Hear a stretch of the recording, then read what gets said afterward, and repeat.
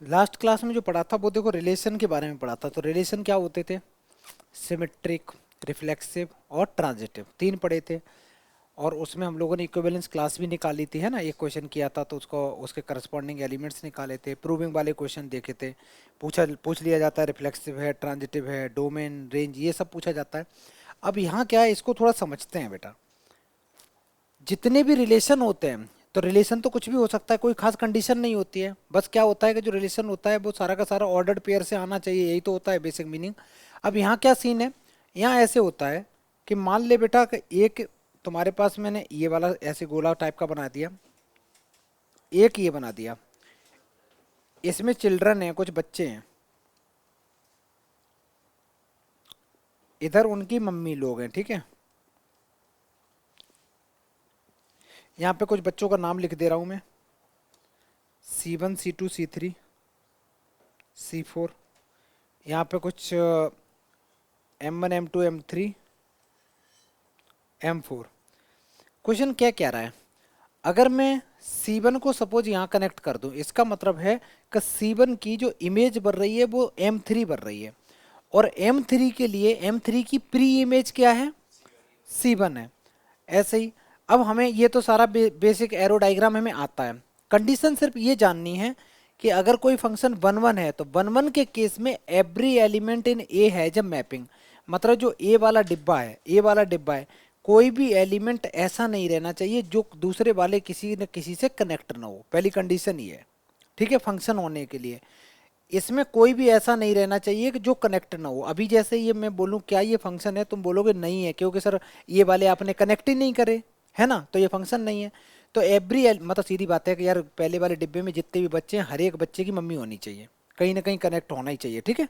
अच्छा, और दूसरा वाला पार्ट कहता है कि every element in A has a unique mapping. Unique mapping का मतलब ये है कि एक बच्चे की दो दो मम्मी नहीं होनी चाहिए, एक ही मम्मी होनी चाहिए। मतलब अगर ये वाला यहाँ कनेक्ट है, ये वाला यहाँ कनेक्ट है, ये वाला यहाँ कर दिया, समझ में आ गया। ये नहीं हो सकता कि C1 वाले को एक तो M1 पे कनेक्ट कर दिया और इसी को मैंने M4 पे कर दिया, तो C1 के पास में दो दो मम्मी हो जाएंगी, मम्मियों की डेफिशिएंसी हो जाएगी, ठीक है। वो अलग केस बनता है, वो अलग केस बनता है, ठीक है। बस यहाँ पे जो दे रखा है कि एवरी एलिमेंट इन, यहाँ क्या लिखा है, every element in set A has a unique mapping in set B, मतलब सेट बी में यूनिक मैपिंग होनी चाहिए। एक काम करो, ये डायग्राम बनाओ, फिर इस पे हम लोग चीज़ें आगे, मैं कुछ क्वेश्चन लिखता हूँ, उनके तुम लोग आंसर दोगे। जल्दी लिखो, डोमेन, रेंज, वो सब कुछ आज पढ़ेंगे, काफ़ी इंपॉर्टेंट है। कोशिश करेंगे आज ख़त्म ही हो जाएगा, 9 बजे तक ख़त्म कर देंगे। डायरेक्ट क्वेश्चन है बेटा, वन मार्कर, ठीक है। मतलब ऑब्जेक्ट वो नहीं है, ऑप्शन नहीं है, ये सारे के सारे क्वेश्चन है। तुम्हें ये बताना है बेटा कि कौन कौन से इनमें से फंक्शन है, कौन कौन से नहीं है। तो फंक्शन की बेसिक डेफिनेशन मैंने क्या बताई, फंक्शन होने के लिए every element of set A has unique image in set B होनी चाहिए, ठीक है। तो पहला वाला फंक्शन है कि नहीं है, पहले तो ये देखो क्या इसमें से कोई भी एलिमेंट ऐसा है जो बच गया हो, जिसकी मैपिंग ना हुई हो, सबकी हुई है बेटा, है ना। क्या कोई ऐसा एलिमेंट है जिसने एक से ज्यादा मैपिंग कर रखी हो, नहीं ना, इसका मतलब ये फंक्शन है, इसका मतलब ये फंक्शन है। सेकंड क्वेश्चन, क्या कोई भी एलिमेंट इसमें ऐसा है जिसने जिसने मैपिंग ना करी हो, सब ने करी है, कोई ऐसा है जिसने एक से ज्यादा करी हो, नहीं करी, तो ये भी फंक्शन है, ये ये भी फंक्शन होगा बेटा। कहाँ पे, इधर रह गया, क्या दिक्कत पड़ता है बेटा, बच्चों की मम्मियां होनी चाहिए, कुछ मम्मी बिना बच्चे के क्या फर्क पड़ता। लॉजिक समझ में आया, इधर कोई भी एलिमेंट बिना उसके नहीं रहना चाहिए, ठीक है। आगे देखो, ये वाला पार्ट क्या कहता है, ये बच्चा देखो, ये इसकी मैपिंग नहीं हुई किसी के साथ में, इसकी मैपिंग नहीं, इसका मतलब ये फंक्शन नहीं है, ये फंक्शन नहीं है। क्योंकि बेसिक डेफिनेशन कहती है every element in set A में जितने भी एलिमेंट हैं उनकी किसी न किसी से मैपिंग होनी चाहिए, है ना। तो मैपिंग है नहीं, इसमें क्या बेटा दिक्कत आ रही,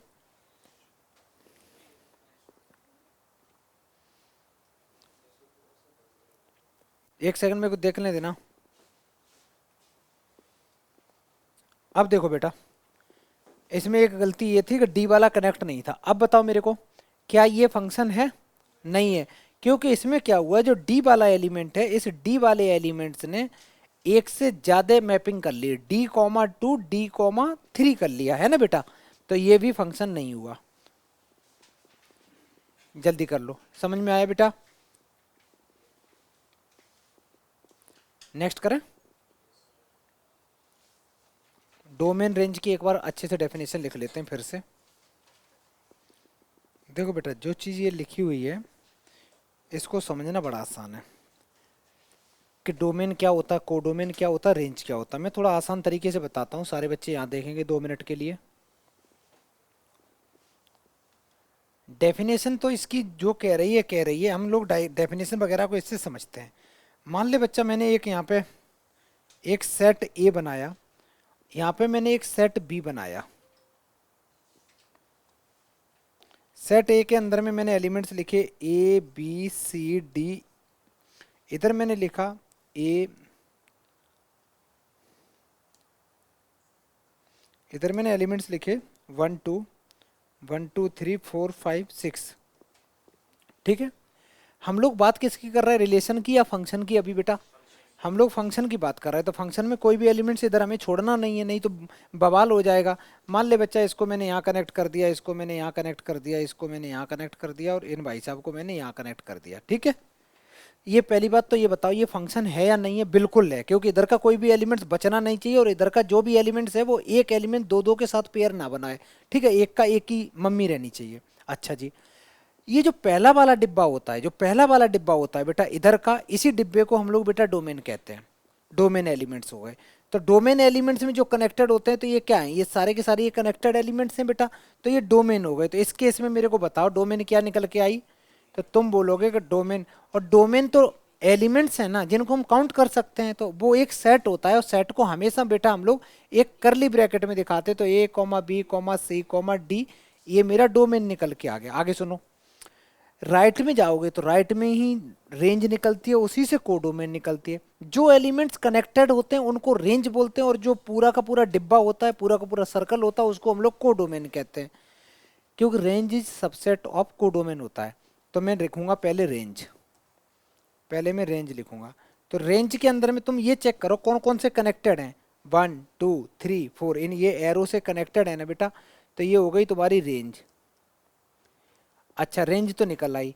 अब मेरा सवाल है कोडोमेन क्या होगी?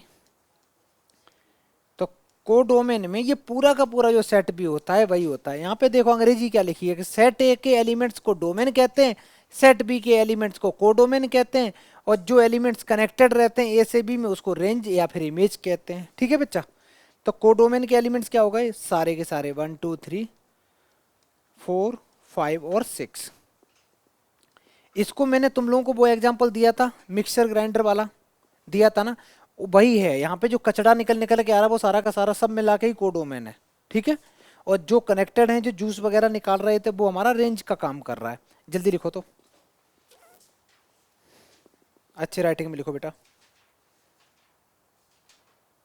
अच्छा बेटा, इसके बाद आगे लिखते हैं। अच्छा एक बात बताओ, एक सवाल है मेरा, ये लिखा, इसके बाद एक नोट करके लिखना सारे बच्चे, एक नोट बनाओ। नोट ये है, अगर मान लो बेटा number of let number of elements in set A equal to P दे रखे हैं, number of elements set B में बेटा क्यू दे रखे हैं, तो नंबर ऑफ फंक्शन कितने हो जाएंगे? नंबर ऑफ फंक्शंस, एक फॉर्मूला पढ़ा था नंबर ऑफ रिलेशन का, पढ़ा था ना, ऐसे ही number of functions equal to हो जाएंगे बेटा, बोलो फॉर्मूला। गलत आंसर, q की पावर p होता है। Number of function from a to b, a to b निकाल रहा हूं अगर, तो ये होगा q की पावर p। ध्यान से सुनो, अगर मैं निकालूं number of function from b to a, b to a, तो वो जो a वाले जो दूसरा होता है ना वो पहले आ जाएगा। तो एक तो ये फॉर्मूला, इसके नीचे वो भी लिख लो, कंफ्यूजन में हो जाओगे। ऐसे में बोलूं नंबर ऑफ फंक्शंस फ्रॉम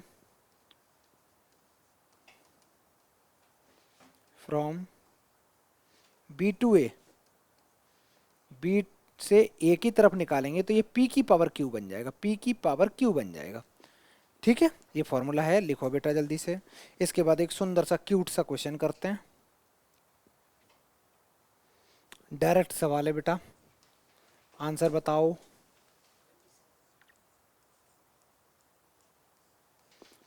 तो number of element set A में कितने हैं? तीन ही तो हैं, 1 2 3। और number of elements present in set B में कितने हैं? इसमें भी तीन है बेटा। तो नंबर ऑफ फंक्शन का डायरेक्ट फार्मूला होता है number of functions from A to B equal to हो जाएगा, ये इसकी पावर ये जाएगा, लेकिन इसमें बात ये दोनों ही चीजें सेम है, तो 27 इज द करेक्ट आंसर। ठीक है, नेक्स्ट। अच्छा बेटा सुनो, ये लिखा, इसके बाद हेडिंग डालो टाइप्स ऑफ फंक्शन। ये तो पता चल गया फंक्शन क्या होता है। रिलेशन में तो कोई दिक्कत नहीं थी, रिलेशन में तो। और रिलेशन के टाइप कितने थे हम लोगों के? तीन थे। रिफ्लेक्सिव क्या था? हाँ रिफ्लेक्सिव था क्या? 1 1 2 2 3 3 होना ही चाहिए। ट्रांजिटिव क्या था बेटा, बताना। अच्छा मेरा एक सवाल है, चिल्लाओ नहीं चिल्लाओ नहीं। लड़ जाओ लड़ तो जाओ। मैंने बोला बेटा, लिखा है 1 2 3 4।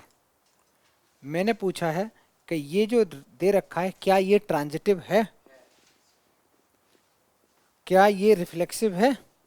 अगर मान लेते हैं जो सेट है जहाँ से ये निकल के आए हैं, ये जो सेट है, सेट के अंदर एलिमेंट्स थे 1 2 3। ठीक है, अब 1 2 3 4 भी कर दे रहा हूँ, लो। अब मेरा सवाल है, क्या ये रिफ्लेक्सिव है, क्या ये ट्रांजिटिव है, क्या ये सिमेट्रिक है?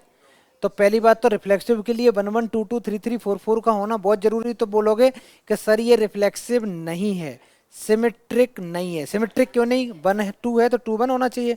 और ट्रांजिटिव में ये होता है, कितने बच्चे बोल रहे हैं, कितने बोल रहे हैं नहीं है? क्यों नहीं है? मैंने पूरी क्लास एक ही चीज पे फोकस किया था और इतने धीरे पढ़ाया, इससे धीरे मैं पढ़ाता भी नहीं हूँ बेटा। अभी कैलकुलस आएगी ना, ऊपर से जाएगी। नहीं ऊपर से तो नहीं जाएगी, मजाक कर रहा हूँ। मैंने क्या बताई थी, मैंने बताई थी, मैंने एक चीज बताई थी, पता नहीं क्या बोल रहा है। क्या इसने किसी के साथ में कोई पेयर बनाया? नहीं बनाया, तो हम चेक ही नहीं करेंगे। हम तभी चेक करेंगे जब ए ने बी के साथ पेयर बनाया हो, बी ने सी के साथ पेयर बनाया, तो ए सी का होना जरूरी है, ढूंढेंगे। लेकिन अगर इसने पेयर ही नहीं बना तो हम क्यों ढूंढें? ऐसे ही 3 4, क्या 4 ने कहीं पेयर बनाया? नहीं बनाया ना, तो ये ट्रांजिटिव है। समझ में आया? ये लास्ट क्लास यार, एसी यही तो पढ़ाया था सबसे ज्यादा। चल मैं हटा रहा हूँ, कुछ पूछ लो ना तो लोट ही जाते हो। नेक्स्ट क्वेश्चन, हेडिंग डालेंगे। नेक्स्ट क्वेश्चन नहीं, हेडिंग डालो बेटा, टाइप्स ऑफ फंक्शन। फंक्शन के टाइप पढ़ते हैं बेटा। अच्छा फंक्शन के क्या क्या टाइप हो सकते हैं? हमें दो चीजें पढ़नी बस। एक पढ़ना है 1 1, एक पढ़ना है 1 1। अच्छा 1 1 का दूसरा नाम भी कुछ होता है बेटा? बेटा इंजेक्टिव होता है। ठीक है, और दूसरा होता है ऑन टू। और ऑन टू का जो दूसरा नाम है वो है सरजेक्टिव। सरजेक्टिव, सरजेक्शन भी बोलते हैं कभी कभी, है ना, इंजेक्शन सरजेक्शन। अच्छा, हमें दो ही पढ़ने हैं, 1 1 फंक्शन पढ़ना है, ऑन टू फंक्शन पढ़ना है। ठीक है बेटा, और हमें 1 1 फंक्शन का भी प्रूविंग निकालनी होती है। कभी फंक्शन मिल जाएगा, चेक करना होता क्या ये 1 1 है कि नहीं है, कभी होता है ऑन टू है कि नहीं है। ठीक है, तो पहले ये दोनों लिखो, फिर इसके बाद छोटी छोटी डेफिनेशन लिखेंगे, फिर क्वेश्चन करेंगे। जल्दी लिखो। और इसके बाद क्या होता है ना बेटा, एक और होता है, यहीं पे लिख दूं,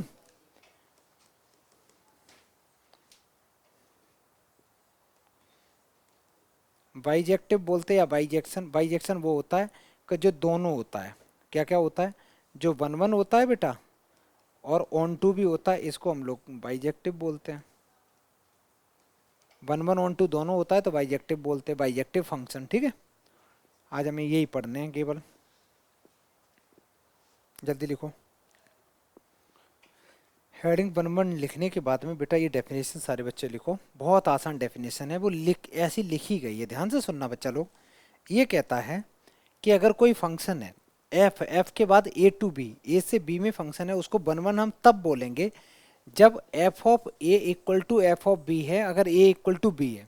अगर ए इक्वल टू बी है तो एफ ऑफ ए और एफ ऑफ बी दोनों इक्वल आ रहे हैं, इसका मतलब ये वन वन है, अदरवाइज नहीं है। आगे दे रखा है एफ ए अगर वन वन है तो जो सेट ए होता है, जो सेट ए होता है वो डायग्राम के हिसाब से उसके कोई भी दो एलिमेंट्स की सेम इमेज नहीं होनी चाहिए, मतलब कोई भी एक बच्चे की दो दो मम्मी नहीं होनी चाहिए, सीधी बात। अच्छा, that is no two elements of A are mapped to same element of B, ऐसा नहीं होना चाहिए। अगर ऐसा हो गया तो वो वन वन ही नहीं होगा, ठीक है। पहली बात तो वन वन नहीं होगा, क्या वो फंक्शन होगा? फंक्शन भी नहीं होगा, है ना बेटा। एक सेकंड रुकना, नो टू एलिमेंट्स ऑफ ए, अच्छा नहीं नहीं, ध्यान से सुनो, फंक्शन तो होगा। ध्यान से सुनो, ध्यान से सुनो, तुम लोग यार आपस में क्या डिस्कस करते हो, इसीलिए तो तुमको पता नहीं चलता है कि क्या पूछा था मैंने अभी, ट्रांजिटिव क्या है। सुना करना बेटा ध्यान से। पहले टेस्ट में कितने मार्क्स आए थे? 30, 30 में 30, और दूसरे में कितने आए? 18, तीसरे में कितने आएंगे? 9, उसके बाद -9। ऐसे नहीं ना, ग्राफ ऊपर बढ़ाना है बेटा। एक टेस्ट में ले आए तो मारो एकदम ढोल मंगा लिया, नाच रहे। हमें चाहिए कांस्टेंट मार्क्स। आगे सुनो, ये तब आएंगे जब ध्यान से सुनते रहो चीज़ों को, जैसे जैसे बताया जा रहा है वैसे करो। अच्छा बेटा, जैसे मान लो एक मैंने ये लिखा, इसमें ए बी सी डी, इधर है 1 2 3 4, कुछ भी ऐसे ले लिया, मैंने इसको यहाँ कनेक्ट कर दिया और इन भाई साहब को भी मैंने यहाँ कनेक्ट कर दिया। क्या ये फंक्शन है कि नहीं? अभी नहीं रुकना, क्या ये फंक्शन है? बिल्कुल फंक्शन है, क्योंकि यहाँ का कोई भी एलिमेंट्स ऐसा नहीं जिसने कनेक्शन ना किया हो, फंक्शन तो है। लेकिन दिक्कत क्या हो रही, ये फंक्शन है लेकिन ये वन वन नहीं है। वन वन का मतलब है एक बच्चे की एक ही मम्मी होनी चाहिए, हर बच्चा अलग अलग इंडिविजुअल मम्मी लिए बैठा हो। ये बच्चा और ये बच्चा, इन दोनों की सेम मदर है, मतलब दोनों हो सकता है ब्रदर हों या दोनों सिस्टर हों, जो भी हैं, ठीक है। अच्छा, तो ये नहीं होगा, ठीक है। तो ये वन वन नहीं हो सकता, फंक्शन हो सकता है।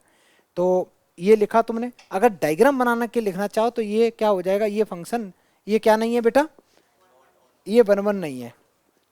लेकिन इसको मत लिखो, छोड़ो ना, इसको मत लिखो, इसको मत लिखो, ये वन वन नहीं है, ये वन वन नहीं है।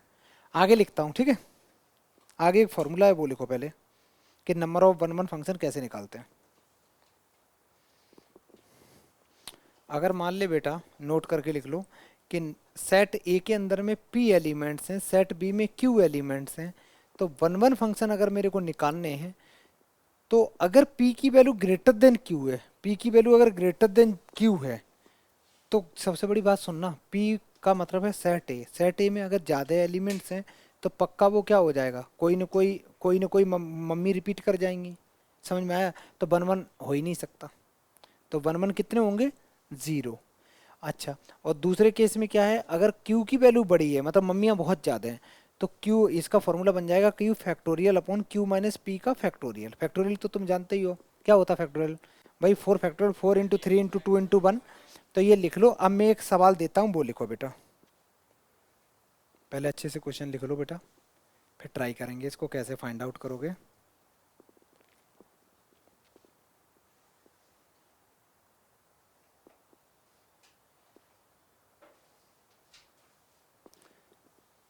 अगर ध्यान से सुनो तो मेरे को बता बेटा, सेट ए के अंदर में कितने एलिमेंट्स हैं? 3, और सेट बी में कितने हैं? तो मैं लिखूंगा number of elements in set A equal to 3 हो गया, और number of elements in set B equal to 3 हो गया। तो number of one one function equal to direct formula होता है। यहाँ देखो सारे बच्चे, अगर यहाँ पे लगा हुआ है दोनों में इक्वल आया ना, इक्वल आया तो कौन सा फॉर्मूला लगाओगे? नीचे वाला। तो q factorial upon q minus P का फैक्टोरियल है, तो मैं लिखूंगा q का मतलब है ये जो वैल्यू निकल के आई है ये तुम्हारी q की वैल्यू है, पहली वाली जो वैल्यू है इसको बेटा हम p की वैल्यू है। तो फॉर्मूला क्या होता है, q फैक्टोरियल डिवाइडेड बाई, बोलो बेटा, q माइनस पी का फैक्टोरियल। q की वैल्यू है 3, तो 3 फैक्टोरियल नीचे आ जाएगा, 3 माइनस 3 का फैक्टोरियल दैट इज 0 फैक्टोरियल, और 0 फैक्टोरियल बेटा 1 होता है, तो ऊपर 6 आ गया, नीचे 1, that is 6 is the correct answer. ठीक है। अच्छा, सेकंड पार्ट, सेकंड पार्ट में तुमने देखा कि यार यहाँ तो बच्चे इतने ज्यादा हैं कि मम्मियों की कमी पड़ जा रही, डायरेक्ट जीरो करो, डायरेक्ट जीरो करो। तुम कैसे लिखोगे कि number of elements in A equal to 4 है और number of elements in B में कितना है बेटा 3 है। तो तुम कैसे लिखोगे, यहाँ पे जो P है, P की वैल्यू एक तरीके से 4 है और Q की वैल्यू बेटा कितनी है 3। तो P जब ग्रेटर देन Q है, therefore number of one one function equal to 0, number of one one function equal to 0, direct zero हो गया। लास्ट पार्ट, थर्ड पार्ट मैं डायरेक्ट लिखूंगा number of elements in set A. Set A में कितने हैं 3, set B में 4। Set A में 3 elements हैं और सेट बी में बेटा 4 एलिमेंट्स हैं।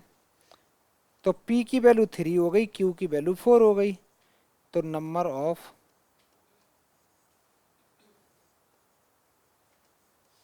One one function equal to हो गया Q factorial upon Q minus P का फैक्टोरियल।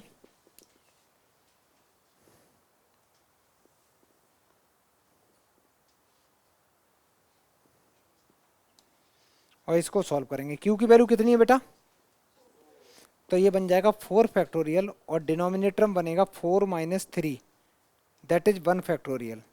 और 4 का आंसर आता है 4 इंटू 3 इंटू 2 दैट इज 24, नीचे तो बन ही आएगा। तो 24 करेक्ट आंसर है। ठीक है, चलो। तो ऐसे अगर 1 मार्कर 2 मार्कर में आएंगे तो तुरंत कर लोगे बेटा, इसमें कुछ होता नहीं है, डायरेक्ट सवाल होते हैं। इंपॉर्टेंट क्या है, फॉर्मूला याद रखना। और इसमें आने वाला क्वेश्चन जो बनता है वो ये वाले क्वेश्चन पूछे जाते हैं तुमसे, ये जीरो वाले, क्योंकि वो जानना चाहता है कि तुम्हें याद भी है कुछ कैसे ही। ठीक है, नेक्स्ट।